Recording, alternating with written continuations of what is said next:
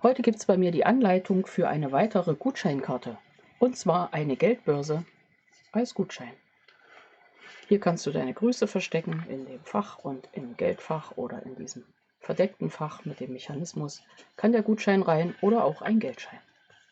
Wie ich das gebastelt habe, zeige ich dir jetzt.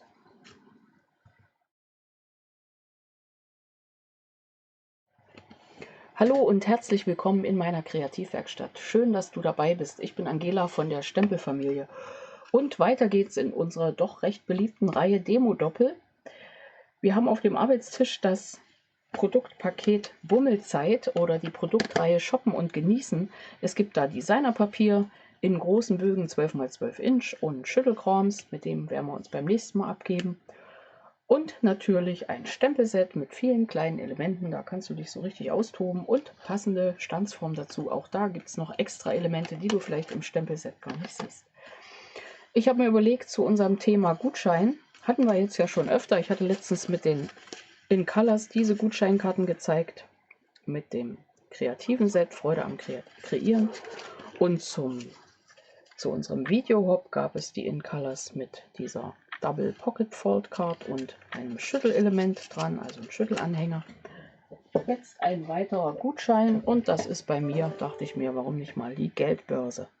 Ja, ich würde sie gleich losbasteln, dann gar nicht lange aufhalten und im Anschluss unbedingt bei Annalena vorbeischauen, was sie sich zum Thema Gutschein überlegt hat. Okay, ich brauche dafür Farbkarton, einen Bogen A4, schneide ich mir längst auf bei 10,5, also bleibt ein zweites Element übrig und dann brauche ich noch ein paar kleine Stücke Farbkarton, die sage ich dir dann zwischendurch. Mal sehen, ob ich alles da habe, was ich brauche, sonst flitze ich halt. Designerpapier, die Zuschnitte kommen dann. Du findest das Ganze dann auch heute oder in den nächsten Tagen auf meinem Blog mit den Maßen und mit Bildern dazu. Das ist immer so eine Sache der Zeit, aber sobald ich es habe, kriegst du Nachricht. Okay, also 10,5, dann mal 29,7 und ich lege die erste mal an, lege ich an bei 8 cm, ziehe eine Falzlinie, bei 16 cm, das ist ja genau am Knick, dann bei 16,5 und dann bei 24,5. Ja, wir rechnen mit, es sind also lauter 8 cm Stücke, genau. Und ich zeige schon mal, wie ich mir das denke. Wir falzen das hier drauf. Wir haben dann hier den etwas dickeren Knick unserer Geldbörse und hier drüben die Tasche. Und auf dieser Seite arbeiten wir gleich noch mit der Schneideklinge. Das ist unten, also legen wir jetzt bei 6,5 an, gerade im besten Fall. Und schneiden bis zur ersten queren Linie ein Stück ab. Das müsste da sein. Schneiden es oben raus. Notfalls zeichnen wir das an. Schneiden es hier raus. Und nehmen dieses Element dann für unseren Riegel und da schneide ich das einfach nochmal auf 2,5. Mir fällt schon ein, dass ich also ein Element schon mal für was anderes verwendet habe. Bin gespannt, wie ich das gleich rette, aber jetzt kriegen wir jetzt 2,5. Das wird übrigens der Riegel. Der ist ja 8 cm breit, also legen wir uns gleich noch Falzlinien an und dann nehmen wir mal eine bei 4 cm, dann guckt der so weit vorne raus, bei 4 cm und die andere bei 4,5 cm. Unser Riegelchen legen wir schon beiseite und wir haben dadurch das ganze Element verbraucht. Dann brauchen wir Designerpapiere in den Maßen 7,5 mal 10 cm und da nehmen wir gleich mal insgesamt 4 Stück. Hier steht eine Kante hoch vom Schneiden. Nehme ich mein Falzbein und streiche sie einfach nach unten, schon passt das. Ich habe mir überlegt, ich will versuchen dieses Mal, Moment, ich falze hier nochmal ganz exakt, die Ecken abzurunden. Ist hier eine doppelte Lage, kriegen wir aber trotzdem hin. Also ich runde schon mal hier oben diese Ecke ab. Hier hinten lasse ich sie glatt, weil das wird dann meine Klappe und versuche aber hier die doppelten abzurunden. Funktioniert auch. Ich weiß nicht, ob du einen Eckenabrunder hast. Ich habe hier nur einen, den gibt es nicht mehr, aber es gibt zum Beispiel auch an dem Stanz- und Falzbrett einen Eckenabrunder und an den anderen Falzbrettern vielleicht auch. Und vielleicht hast du einfach einen. So, das haben wir schon mal. Du siehst, wo ich meine Ecken abgerundet habe. Das hier wird mein Innenblatt, falls ich also runde ich nicht ab. Und jetzt klebe ich schon mal das Designerpapier auf. Kannst du natürlich gestalten, wie du möchtest. Du kannst jetzt auch als Geldbörsendesigner aktiv werden. Ist ja immer schön, wenn man so mal wirklich eine neue Geldbörse braucht. Letztens waren wir Geldbörsen kaufen, es war spannend. Die sind doch immer recht ähnlich. Es gibt so 2, 3 Grundformen, würde ich sagen, aber dann hat sich das. Und da kann man so in der Wühlkiste schauen, wie man die vielleicht am besten designen könnte.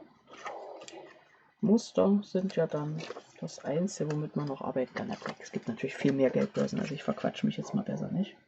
Zum Thema Eckenabrunder hat funktioniert. Hier schön draufgesetzt, das ist außen. Hier ist meine Klappe, ich lege es mal wieder so rum. Und jetzt innen die beiden Felder. Ich habe das hier schon vorbereitet mit doppelseitigem Abreißklebeband. Und dann kann ich das wunderbar da draufsetzen. So, das ist die eine Seite innen. Ja, du kannst es natürlich dann noch ausfeilen. Letztens hat mir jemand gezeigt, war wunderbar irgendwie mit deinen Sticknähten. Das fand ich total schicki. So weit kommen wir hier leider nicht. Wir machen das also eine Fraktion leichter. So schaut das aus. Wenn wir das schon haben, können wir unsere Felder fertig kleben. Ich nehme auch da doppelseitiges Abreißklebeband und gehe hier auf die Außenkante. Und damit das ringsum richtig ist, klebe ich hier auch noch mal einen hin. Dann ist der Abstand, wie die Klappe oben offen ist, gleich. Setze ich hier rüber auch noch mal und klappe das zu. Du kannst auch hier ganz andere Maße nehmen. Könntest jetzt noch Fächer einbringen. Da sind ja der Fantasie keine Grenzen gesetzt. Wichtig ist nur, dass alles passt. Dann habe ich mir ein Stück Designerpapier zugeschnitten in den Maßen. Ja, 7,5 mal 6 cm. Hier werde ich unten die eine Ecke, wenn ich weiß, was oben ist, genau diese eine Ecke abrunden. Und dann klebe ich das hier drauf.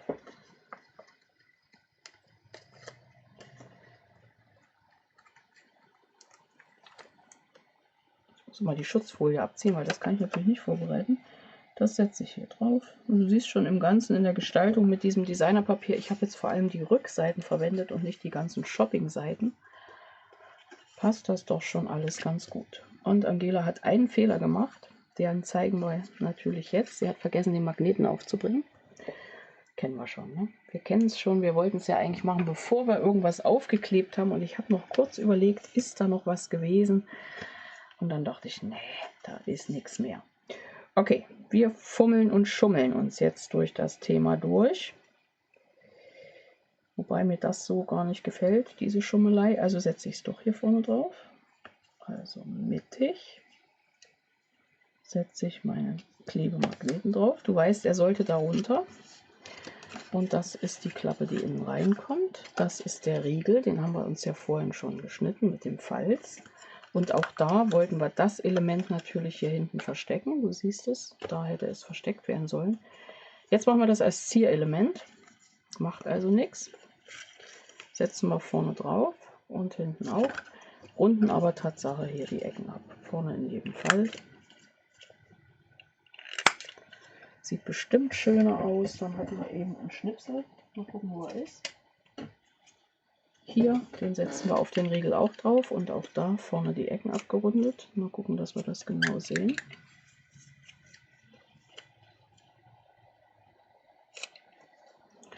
Da ist noch was hier drin, deswegen sehe ich das natürlich nicht genau. Ja, im Anschluss gibt es ja das Video bei Annalena. Unbedingt schauen.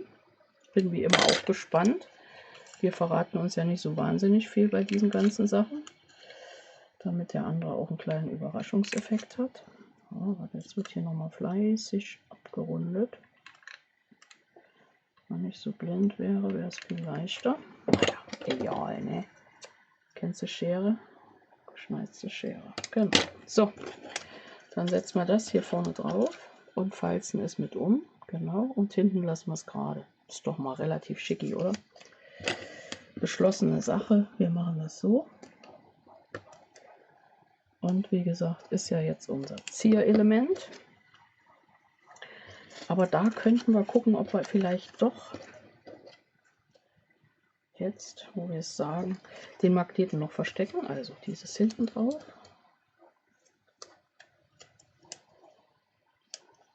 Ein bisschen verkürzen. So, das setzen wir hinten drauf. Da ist die Klappe in. Dieses hinten drauf.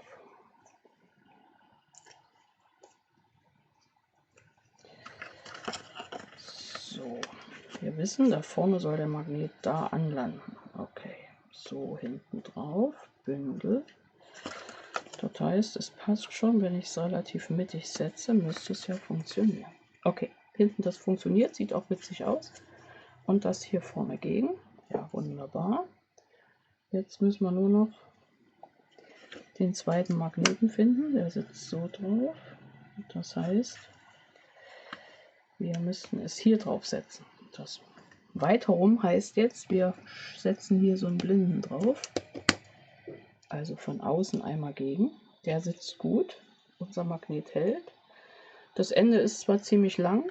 Ich gucke nochmal, wenn das zu lang ist. Ne, das passt super. Und hier setze ich diesen Streifen drauf. Und vielleicht fällt mir noch was zum Streifen ein. Ich setze den schon mal drauf und dann verdecke ich das andere. Ja, da habe ich einfach ein Stück Designerpapier, was ich noch hatte, auf die Breite von den 10 cm geschnitten und mir dann überlegt, kommt hier drauf, könnte man wieder mit einer Zierkante versehen, aber ich finde, das Muster ist ja schon intensiv genug. Also geht das jetzt hier drauf. Schön gerade, wenn es geht. Und unser Schnippelchen ziehen wir hier vorne drüber. Das hatte ich dann auf die Breite runtergeschnitten. Wenn das 2,5 ist der Riegel, dann ist das eben 2 cm Rundungen rum. Und jetzt legen wir einfach den Knick hier rum. Falten es nochmal auseinander, schauen, dass wir es gut knicken, gut anstreichen.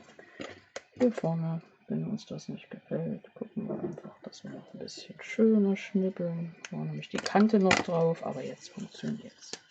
So, das haben wir schon mal grob gerettet. Und wenn mir das nicht gefällt mit dem Magneten, du weißt, was ich mache, dann hole ich mir hier noch so ein Schnippelchen von meinem Designerpapier und das mache ich auch. Und setze mir da einfach noch ein Zierelement drauf. Na klar. So, auf 10 cm. Doppelseitiges Abreißklebeband drüber. Und dann lassen wir das einfach verschwinden. Wir messen es noch, wir schauen es noch einmal an, ob das prassi aussieht. Aber guck mal, kann man machen, oder? Oh ja, kann man machen. Läuft. So tun wir. So, das Papier hat ja das wunderschöne Abendblau drin. Ich habe aber die Grundfarbe, ja hast du schon gesehen, Babyblau genommen. Und vorne sieht mein Design jetzt so aus, hinten komplett so. Dann mache ich auf. Die Seite ist schon fast fertig. Und hier drüben kommt die Klappe und die Mechanik. Für die Klappe brauchen wir noch mal ein Stück in Babyblau. Den 10,5.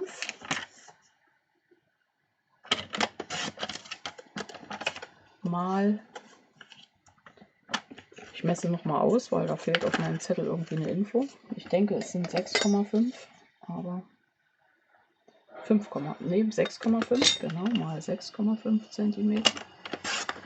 Und da legen wir auch gleich eine Falzlinie an bei 1 cm. Falten das hier rum. Jetzt schauen wir erstmal, ob es passt in mein Portemonnaie. Und werden das gleich hier drauf kleben. Und auch da war das nächste Ding, also ich sag's, ich habe das gestern vorbereitet und mir alles ausgerechnet, aber ich bin da sehr vergesslich.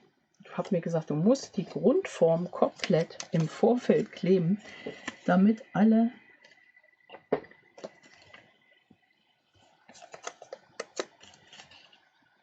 Flächen, die man zu verdecken hat oder Magneten, die man reinsetzen muss, verdeckt sind. Und das ist halt das Ergebnis davon, ne, dass ich das einfach vergessen habe. Naja, okay. Rundung. Wenn ich jetzt nochmal anfange, dann wären wir ja gar nicht fertig. Dann könnt ihr ja gar nicht Annalenas Video sehen. Das wird alles nichts. Also drehen wir hier einfach weiter. Dieses Feld war 10,5 mal 6,5. Ich habe bei einem Zentimeter eine Falzlinie angesetzt und jetzt brauchen wir noch die Mattung dafür. Die ist dann eben 10, also die Auflage dafür 10 mal 5 cm. Und auch da arbeite ich wieder mit den Rundungen auf einer Seite und dann ziehe ich meine Schutzfolien ab und klebe das vorbereitete Designerpapier auf. So, wir haben noch ein bisschen Zeit. Wie gesagt, halbe Stunde und dann geht es beim nächsten los.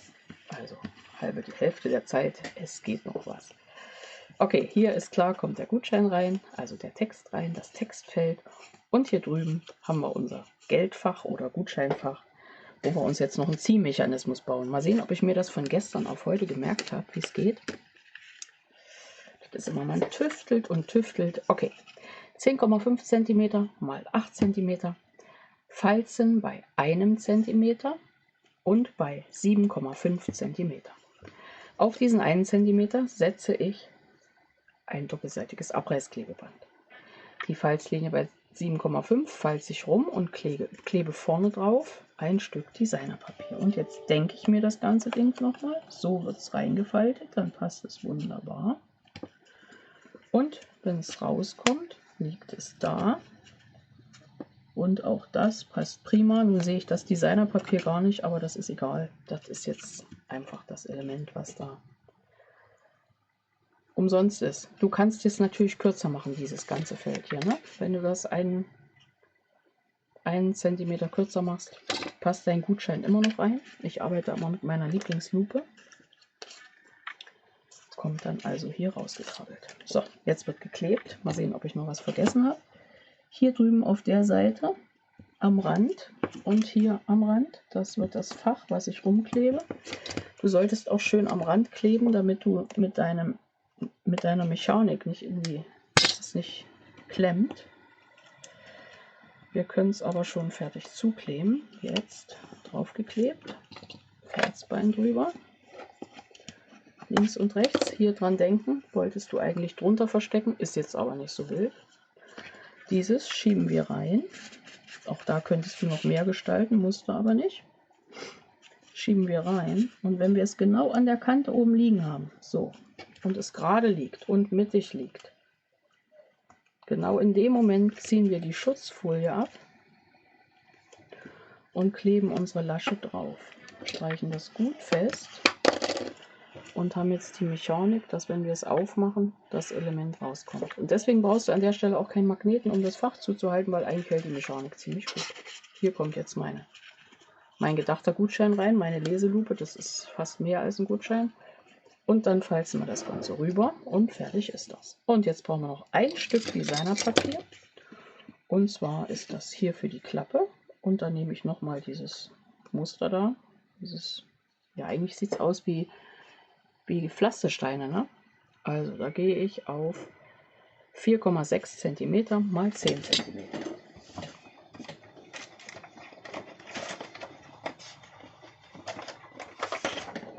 Hier haben wir noch ein Stück. 10 cm Pflasterstein mal 4,6.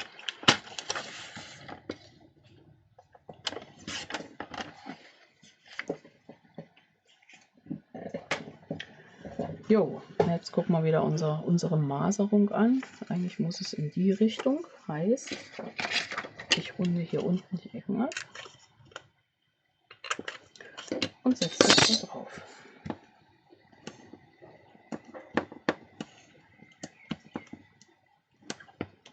Auf solchen Flächen bin ich eher so, dass ich in eine Richtung mein doppelseitiges Abreißklebeband setze und nicht nur die Kanten. Aber ich denke, das hält so ganz gut. So. Ja, wunderprächtig. Hier könntest du natürlich überall noch verzieren, musst du aber nicht. So, meine Geldbörse hält zu, meine Geldbörse geht auf. Dann gehen wir noch auf unsere kleine Gutscheinkarte. Da habe ich ein Stück Farbkarton in 6 x 8,5 cm zugeschnitten und zweimal ein weißes Stück in 5,5 x 8 cm. Das eine wird das Feld für meinen Text. Und auf das andere könnte ich jetzt etwas draufstempeln. Und das mache ich auch. Lege ich mal hier hin. Beim letzten, holen wir mal raus, habe ich Gutschein für gemeinsame Zeit gestempelt. Auch schön. Und einen Tag zum Genießen. Und jetzt würde ich sagen, mache ich auch, nehme ich mal eins von diesen kleinen Elementen hier. Da ist wirklich viel drin, dass du so deine eigene Idee zusammenstempeln kannst. Ich setze hier mal das Bild mit dem Kaffee in die Mitte. Für mich ist das Bild mit dem Kaffee. Genau. Könnte aber auch ein Bücherkaffee sein. Also es geht eigentlich alles. Ne? Und die Texte fand ich gar nicht so falsch. Also Gutschein für gemeinsame Zeit.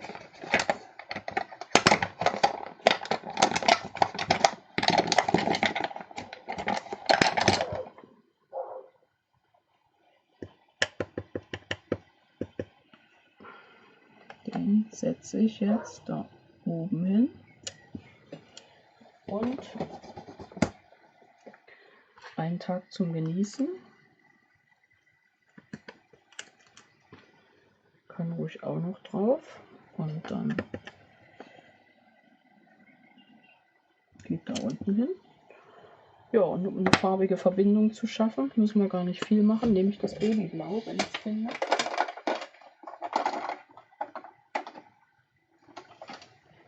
Und setze da noch ein wenig Himmel zwischen.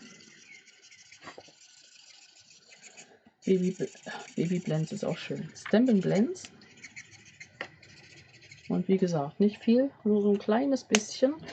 Das Ganze dann auf meine abendblaue Karte. Falls ich noch mehr kolorieren möchte, hole ich mir nachher einfach nochmal meine Stifte und mache das natürlich. Aber erstmal lasse ich das so. Und beim anderen habe ich noch diese Bank, die ist in den Standsteilen mit drin davor gesetzt und diese Blumentöpfe. Sieht ein bisschen Toskana-mäßig aus, glaube ich. Bald man Terrakotta verwendet, ne? In dem Fall war es sogar Calypso. Sieht das dann Toskana-mäßig aus. So, jetzt hat es hier ein bisschen was abgedruckt. Das macht aber nichts. Das ist einfach Himmel da oben. So. Ja, wahrscheinlich werde ich wirklich in einer Farbe noch was draufsetzen. Ich male nochmal meinen Himmel ein bisschen nach, weil da oben hat es Tatsache Stempelfarbe draufgehauen von einem meiner letzten Projekte. Ich muss ja mal gucken, dass ich meine Unterlage jetzt hier nicht voll schmiere. So. Gut, das passt. Jetzt sieht das schicki aus und das stecke ich schon mal in meine Geldbörse rein. Ja, von den Farben her und vom ganzen Ding wären wir jetzt ja wieder bei diesen manchmal so schwer anfertigenden Männergeschenken oder Männerkarten. Da finde ich, ist das wirklich voll drin. So, jetzt könntest du dich natürlich beim Ausgestalten noch völlig austoben. Ich mache mal Folgendes. Ich stempel da draußen noch, wenn ich finde, im Abendblau die Geburtstagswünsche auf. Nehme ich hier so ein Stück Schnippelchen, was wir haben. Dann gibt es hier den Stempel Geburtstagsgruß. Wenn wir jetzt sagen, wir bleiben bei einer Männerkarte, dann müssen wir jetzt nicht mehr so viel Schnicki draufsetzen. Man weiß das Thema ja schon, man kennt es. Also, Geburtstagsgruß, stempel ich mal drauf. Mache ich gleich nochmal, falls was schief geht. Das ist klein, aber fein. Und notfalls haben wir ja die Lupe drin zum Lesen. Und dann gibt es hier so einen Rahmen. Deswegen habe ich es zweimal gestempelt, weil der ist gar nicht so einfach da drauf zu positionieren. Du könntest es aber auch ganz einfach ausstanzen. Auch das geht. Der hat einen kleinen Bogen, stelle ich immer wieder fest. Jetzt hat er einen Bogen in die andere Richtung. So. Geburtstagsgruß. Und der besser ist, wird ausgestanzt oder ausgeschnitten, weil auch das ist so eine Sache, da sage ich mal, wir haben diese wunderschönen Stanzteile und natürlich meistens auch eine Stanzmaschine. Und das ist dann oft diese Option, wo man sagt, und deswegen vergessen wir, dass wir mit der Schere schneiden können. Also ich nehme jetzt hier ausnahmsweise mal die Schere, setze einfach meinen mir gedachten Rand ringsrum und schneide das mal schnell aus. Überlege, wie meine Geldbörse richtungsmäßig funktioniert. So rum geht das. So sieht das drin aus. Ja, wunderbar, ne? Also da ist wirklich kein Fummelkram. Hier drüben könntest du mal noch draufschreiben, mal wieder bummeln, aber Das wird schon zu heftig. Ist ja für Männer. Geburtstagsgruß, die gehen ja eigentlich nicht bummeln, fällt mir gerade ein. Also bloß nicht mal wieder bummeln. So, und jetzt kommt vorne der Geburtstagsgruß drauf. Klein, aber fein. Und den setzen wir oben oder unten hin, wo er uns besser gefällt. Hier machen wir unsere erste Geldbörse schon mal zu. Wie gesagt, das war der Prototyp. Das haben wir so letztens beim Teamtreffen festgelegt. Prototypen haben immer irgendwo eine kleine Macke. Ja, echte Objekte meistens auch, aber müssen wir ja nicht verraten. Oben hin oder unten hin? Ich bin mal bei unten. So, Geburtstagsgruß. Meine Gutscheingeldbörse ist fertig. Und wir schauen nochmal. Hier haben wir das eher bunte Element, vielleicht auch für Kinder. Und hier machen wir auf. Hier haben wir unseren Gutschein drin. Vielleicht auch für den Liebsten, für den Besten. Einmal gemeinsame Zeit und dass es finanziert wird, ist dann hier das Geld drin. Passt also wunderbar. Zusammengefaltet und fertig ist unser Projekt. Mit dem Stempelset Bummelzeit und den Stanzformen haben wir gar nicht so viel gebraucht. Das passende Designerpapier, alles aus der Produktreihe Shoppen und Genießen. Ja, das war meine Idee im Demo-Doppel Nummer 1 zu diesem Set. Und jetzt sind wir gespannt, was Annalena uns zeigen wird. Also, am besten gleich zu ihr rüber switchen und dann siehst du ihre Idee zum Thema Gutscheine mit dieser Produktreihe. Und ansonsten sehen wir uns wieder jede Woche mindestens einmal mit einem neuen Video und hier sind auch noch weitere verlinkt. Also bis gleich in einem meiner nächsten Videos oder bei Annalena im Chat.